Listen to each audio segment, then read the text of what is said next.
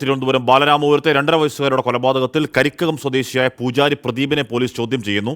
പൂജാരിയുമായി ബന്ധമുണ്ടെന്ന് പ്രതി ഹരികുമാർ പോലീസിനോട് പറഞ്ഞിരുന്നു. കരിക്കകത്ത് മൂകാംബിക മഠം എന്ന പേരിൽ ഇയാൾ ആശ്രമം നടത്തി വരികയായിരുന്നു. വിവരങ്ങളുമായി സലിം മാലിക് ചെയ്യുന്നുണ്ട്. സലിം, ഈ കസ്റ്റഡിയാണോ?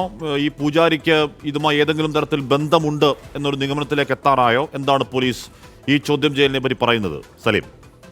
ഹാഷ്മി, ഈ ഘട്ടത്തിൽ അങ്ങനെ ഒരു കസ്റ്റഡി എന്ന് പറയാൻ കഴിയില്ല. ചില വിവരങ്ങൾ ശേഖരിക്കാനായാണ് ഇയാളെ പോലീസ് സ്റ്റേഷനിലേക്ക് കൊണ്ടുവന്നത്. അതേസമയം പോലീസ് എല്ലാവരെയും ഒരു സംശയത്തിന്റെ കണ്ണിലൂടെയാണ് നിലവിൽ നോക്കുന്നത്. ആർക്കും ഒരാനുകൂല്യവും നൽകുന്നില്ല എന്ന് നേരത്തെ തന്നെ പോലീസ് പറഞ്ഞിരുന്നു. അതിന്റെ കൂടി പശ്ചാത്തലത്തിൽ പൂജാരിയെ എന്നല്ല ഈ ബന്ധുക്കളെ ഉൾപ്പെടെ ഒരുപക്ഷെ കസ്റ്റഡിയിൽ എടുത്തേക്കാവുന്ന സാധ്യത കൂടി ഉണ്ട്. പക്ഷെ ഈ ഘട്ടത്തിൽ അങ്ങനെ പോലീസ് കടക്കുന്നില്ല. നിലവിൽ അതുമായി ബന്ധപ്പെട്ട ചില കാര്യങ്ങൾ ചോദിച്ചറിയുക എന്നുള്ളതാണ് പ്രധാനമായും. ഈ പൂജാരിയുമായി ബന്ധപ്പെട്ട് നടത്തിയ സാമ്പത്തിക ഇടപാടുകൾ, അതിന്റെ ചില കാര്യങ്ങൾ ഒക്കെ പോലീസ് ശേഖരിക്കുന്നുണ്ട്. അത് ശേഖരിച്ചു വരികയാണ്. അതിനുശേഷം ഏതെങ്കിലും തരത്തിലുള്ള ഇടപാടുകൾ ഈ കൊലപാതകത്തിലേക്ക് നയിക്കാവുന്ന കാരണങ്ങൾ ഈ പൂജാരിക്ക് ഉണ്ടോ എന്ന്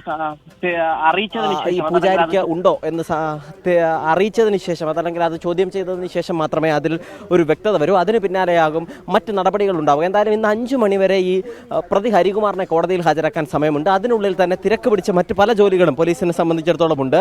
അത്തരം ജോലികളിലേക്കാണ് പോലീസ് നിലവിൽ നിൽക്കുന്നത്. അതിലെ പ്രധാനപ്പെട്ട കാര്യം, നിലവിൽ ഈ പോലീസ് അതുമായി ബന്ധപ്പെട്ട് പറയുന്ന ചില കാര്യങ്ങളുണ്ട്. അതായത് ഈ കുടുംബത്തിൻ്റെ സാമ്പത്തിക സ്ഥിതി അന്വേഷിക്കണം, കുടുംബത്തിൻ്റെ വിശ്വാസ പശ്ചാത്തലം അന്വേഷിക്കണം തുടങ്ങിയ കാര്യങ്ങൾ. മാത്രമല്ല ഇപ്പോൾ നിർണായകമായി ഈ ശ്രീധുവിൻ്റെ ഭർത്താവും ഒപ്പം തന്നെ ഭർത്തൃപിതാവും ഈ ശ്രീധുവിനെതിരെ മൊഴി നൽകിയിട്ടുണ്ട്. ആ മൊഴി ഇങ്ങനെയാണ്: താൻ പറയുന്നതൊന്നും ഭാര്യ കേൾക്കാറില്ല, അതുകൊണ്ട് തന്നെ കൊലപാതകത്തിൽ ഏതെങ്കിലും തരത്തിൽ പങ്കുണ്ടോ എന്ന് അന്വേഷിക്കണം എന്നുള്ളതാണ് ആ മൊഴി. അതുകൊണ്ട് ആ മൊഴി കൂടി ഇപ്പോൾ പോലീസ് കാര്യമായി പരിഗണിക്കുന്നുണ്ട്. അതുകൊണ്ട് തന്നെ എല്ലാവരെയും സംശയത്തിൻ്റെ ിലൂടെയാണ് നോക്കുന്നത്. മാത്രമല്ല SP പറഞ്ഞ ഒരു കാര്യം പ്രധാനമാണ്. അതായത് ഒറ്റപ്രതി മാത്രമാണ് ഉള്ളത് എന്ന് ഈ ഘട്ടത്തിൽ പറയാൻ കഴിയില്ല എന്നുള്ളതാണ്. നിലവിൽ അറസ്റ്റിലായത് മാത്രം ഒരാൾ എന്ന് മാത്രമേ പറയാൻ കഴിയൂ.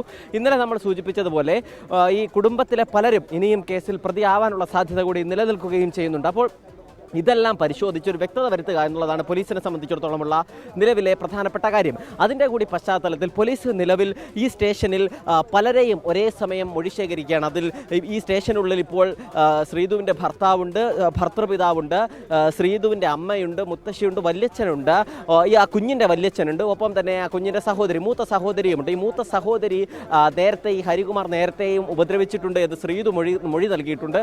ആ മൊഴി പരിശോധിക്കുകയും എങ്ങനെയൊക്കെയാണ് ഉപദ്രവിച്ചത്, ഹരികുമാർ ഈ മക്കളോടുള്ള സ്വഭാവം എങ്ങനെയായിരുന്നു എന്നതുൾപ്പെടെയുള്ള കാര്യങ്ങളിലാണ് ആ വിവരം തേടുന്നത്. മാത്രമല്ല വാട്സാപ്പ് ചാറ്റുകൾ റിട്രീവ് ചെയ്യാനായി ശാസ്ത്രീയ പരിശോധനയ്ക്ക് അയച്ചിട്ടുണ്ട്. കാരണം ഇന്നലെ ചില വാട്സാപ്പ് ചാറ്റുകൾ മിസ്സിംഗ് ആയിരുന്നു. ആ മിസ്സിംഗ് ആയ ചാറ്റുകൾ എന്ത് എന്ന് പോലീസ് കണ്ടെത്തും. അതിന് മുൻപുള്ള വാട്സാപ്പ് ചാറ്റുകളും എന്ത് എന്ന് പോലീസ് കണ്ടെത്തുകയും ചെയ്യും. മാത്രമല്ല ഈ പൂജാരിയെ കൂടി ഇവിടെ എത്തിച്ചതോടുകൂടി യഥാർത്ഥത്തിൽ സലീം, ഇപ്പോൾ നിലവിൽ പോലീസിന് ഈ പറയുന്ന അമ്മാവൻ കുറ്റം സംബന്ധിച്ച് നാട്ടുകാർ പറയുന്നത് അമ്മാവൻ അത് കുറ്റം ഏറ്റെടുത്തതാണ് എന്ന് പറയുന്ന നാട്ടുകാരുണ്ട്. അമ്മ ശ്രീധുവിലെ കണക്ട് ചെയ്യുന്ന എന്തെങ്കിലും തെളിവില്ല. ഈ പറയുന്ന എന്തോ വാട്സാപ്പ് ചാറ്റുകളല്ലാതെ ഒരു ക്രിസ്റ്റൽ ക്ലിയർ എവിഡൻസ് ഇപ്പോഴും പോലീസിൻ്റെ പക്കലില്ല എന്ന് വേണ്ട മനസ്സിലാക്കാൻ. അതിനെപ്പറ്റി പോലീസ് ഒരു ക്ലാരിറ്റി എപ്പോൾ തരും എന്നാണ് പ്രതീക്ഷിക്കേണ്ടത്? സലീം. ഹാഷ്മി, പോലീസ് ഇക്കാര്യത്തിൽ ക്ലാരിറ്റിയോടുകൂടിയുള്ള മറുപടിക്കായി തന്നെയാണ് നമ്മളും കാത്തിരിക്കുന്നത്. പോലീസ് പറയുന്നത് എല്ലാത്തിൻ്റെയും വ്യക്തമായ ഉത്തരത്തിന് ശേഷം മാധ്യമങ്ങളെ കാണുമെന്നുള്ളതാണ്. ഇന്ന് വൈകുന്നേരം 5 മണിക്കുള്ളിൽ തന്നെ അതിലൊരു വ്യക്തത വരും എന്നാണ് നമ്മൾ മനസ്സിലാക്കുന്നത്. കാരണം ഹരികുമാറിലേക്ക് അന്വേഷണം ഒതുക്കുക എന്നുള്ളതല്ല പോലീസിൻ്റെ ലക്ഷ്യം. ഹരികുമാർ ഈ കുറ്റം ചെയ്തു, അതല്ലെങ്കിൽ ഈ കുറ്റത്തിൽ പങ്കുണ്ട് എന്ന് മനസ്സിലാക്കുന്ന വ്യക്തമായ തെളിവുകൾ പോലീസിന് ലഭിച്ചിട്ടുണ്ട്. പക്ഷേ ഹരികുമാർ ഒറ്റയ്ക്കാണോ, അതിനുള്ള പ്രേരണ എന്ത് എന്നുള്ളതിലാണ് പോലീസ് ഇപ്പോൾ പ്രധാനമായും ചില മൊഴി വിവരങ്ങൾ ശേഖരിക്കുന്നത്. കാരണം ഏതെങ്കിലും തരത്തിൽ അങ്ങനെ ഈ കുട്ടിയെ കൊലപ്പെടുത്താനുള്ള വൈരാഗ്യം, അതായത് കുട്ടിയുടെ ഈ അമ്മയോട്, സഹോദരിയോട് താല്പര്യമുണ്ടായിരുന്നു, വലിയ ഇഷ്ടമുണ്ടായിരുന്നു. അതിൻ്റെ കൂടി പശ്ചാത്തലത്തിൽ ഈ മക്കളുണ്ടായത് ഇഷ്ടപ്പെട്ടില്ല, അതുകൊണ്ട് കൊന്നു എന്നുള്ളതൊക്കെ അങ്ങനെ പോലീസിന് വിശ്വസിക്കാൻ കഴിയില്ല. അതല്ലാതെ ഏതെങ്കിലും തരത്തിൽ വിശ്വാസത്തിന്റെ ഭാഗമായി കൊലപാതകത്തിന് സാധ്യതയുണ്ടോ എന്ന് പോലീസ് പരിശോധിക്കുന്നുണ്ട്. അങ്ങനെ പല കാര്യങ്ങൾ, പല ആംഗിളിൽ പോലീസ് തിടുക്കത്തിൽ പരിശോധനയും ഒരു ക്രോസ് ചെക്കിങ്ങും നടത്തുകയാണ്. അതിനെല്ലാത്തിനും നിർണായകമായി ഇപ്പോൾ വേണ്ടത് ശ്രീധുവുമായുള്ള വാട്സാപ്പ് ചാറ്റിൻ്റെ ഈ നഷ്ടപ്പെട്ടു പോയ ഭാഗങ്ങൾ വീണ്ടെടുക്കുക എന്നുള്ളതാണ്. അത് വളരെ വേഗത്തിൽ തന്നെ നൽകാൻ പോലീസ് ആവശ്യപ്പെട്ടിട്ടുണ്ട്. സൈബർ സെല്ലിനോട് പോലീസിനോട് ആവശ്യപ്പെട്ടിട്ടുണ്ട്. ഇത്രയും വേഗത്തിൽ തന്നെ ആ വാട്സാപ്പ് ചാറ്റുകൾ കൂടി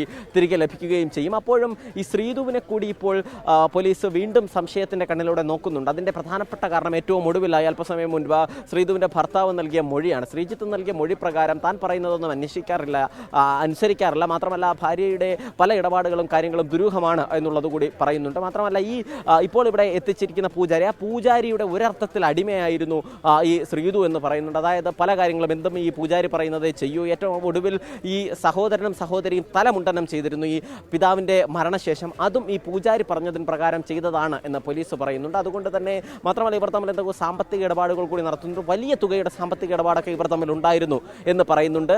അങ്ങനെ ഇതെല്ലാം പരിശോധിച്ചതിന് ശേഷം മാത്രം ശ്രീധു പറഞ്ഞിട്ടാണോ ഈ കുഞ്ഞിനെ കിണറ്റിലിട്ടത് എന്നതുൾപ്പെടെയുള്ള കാര്യങ്ങളിൽ പോലീസ് വ്യക്തത വരുത്തും. നമുക്ക് ഈ ഘട്ടത്തിൽ അതങ്ങനെ പറയാൻ കഴിയില്ല. നമുക്ക് ഈ ഘട്ടത്തിൽ നമുക്ക് മുൻപിലുള്ളത് ഒരേ ഒരു പ്രതി മാത്രമാണ്, ഹരികുമാർ മാത്രമാണ്. പക്ഷേ പോലീസ് അങ്ങനെ ഒരു പ്രതിയുടെ അറസ്റ്റ് രേഖപ്പെടുത്തിയതിനപ്പുറത്തേക്ക് മറ്റു പല ഡയമെൻഷൻസിനും ഈ കേസിൽ സംശയിക്കുന്നുണ്ട്. അത് മറ്റൊരു ആംഗിളിലേക്ക് അതിൻ്റെ ഏറ്റവും ഒടുവിൽ ഇന്നലെ പറഞ്ഞ കാര്യം മാത്രമല്ല കൊലപാതകത്തിലേക്ക് നയിച്ചത് എന്ന നിലയിലേക്ക് കൂടി വരുമോ എന്ന സംശയമൊക്കെ ഉണ്ട്. അതുകൊണ്ടാണ് പോലീസ് മാധ്യമങ്ങളോട് ഇക്കാര്യങ്ങളിൽ ഒരു വ്യക്തത വരുത്താത്തത്. പോലീസ് പറയുന്നുണ്ട് എല്ലാവരെയും സംശയത്തോടെയാണ് നിലവിൽ നോക്കുന്നത്, ആർക്കും ഒരാനുകൂല്യവും നൽകിയിട്ടില്ല എന്ന് പറയുന്നുണ്ട്. എപ്പോൾ ഇതിലെ കാരണം വ്യക്തമാകുമെന്ന് പറഞ്ഞപ്പോൾ അതിന് ചിലപ്പോൾ ദിവസങ്ങളൊക്കെ നമുക്ക് എടുത്തേക്കാമെന്ന് പറയുന്നുണ്ട്. എന്തായാലും ഇന്നലെ വൈകുന്നേരം 5 മണിക്കാണ് ഹരികുമാറിൻ്റെ അറസ്റ്റ് രേഖപ്പെടുത്തിയത്. 24 മണിക്കൂർ വരെ കോടതിയിൽ ഹാജരാക്കാൻ സമയമുണ്ട്. അതുകൊണ്ട് തന്നെ ഇന്ന് വൈകുന്നേരം 5 മണിക്കുള്ളിൽ കോടതിയിലേക്ക് ഹരികുമാറിനെ ഹാജരാക്കിയാൽ മതി.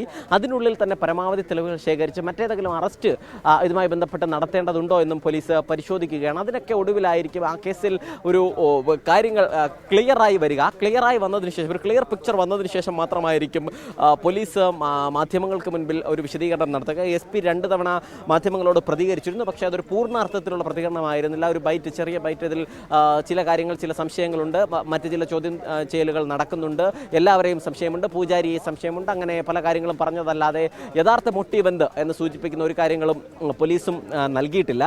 അതുകൊണ്ട് തന്നെ SP ഇന്ന് 11:30 മാധ്യമങ്ങളെ കാണാം എന്ന് ആദ്യം അറിയിച്ചിരുന്നതാണ്. അതിനുശേഷമാണ് ഈ കേസിൽ കൂടുതൽ ഡെവലപ്മെൻറ്റുകൾ ഉണ്ടാകുന്നത്. അതിന് പിന്നാലെ തന്നെ ആ വാർത്താ സമ്മേളനം, ആ കൂടിക്കാഴ്ച, മാധ്യമങ്ങളുമായുള്ള ആ കൂടിക്കാഴ്ച മാറ്റിയിട്ടുണ്ട്. അതും പൂജാരിയുമായി ബന്ധമുണ്ട്, അങ്ങനെ വിളിച്ചു വരുത്തി സ്റ്റേഷനിൽ കൊണ്ടുവന്ന് ചോദ്യം ചെയ്യേണ്ട രീതിയിൽ എന്തോ സംതിങ് ഉണ്ട് എന്ന് പോലീസ് സംശയിക്കുന്നുണ്ടല്ലേ? അല്ലെങ്കിൽ ഫോണിൽ കൂടി അന്വേഷിച്ചാൽ മതിയല്ലോ സലീം. ഇത് വിളിച്ചു വരുത്തി ഇവരുടെ കൂടെ ഇരുത്തിയൊക്കെ ചോദ്യം ചെയ്യണമെങ്കിൽ എന്തോ ബന്ധം ഈ പൂജാരിക്ക് പോലീസ് സംശയിക്കുന്നുണ്ടല്ലേ സലീം?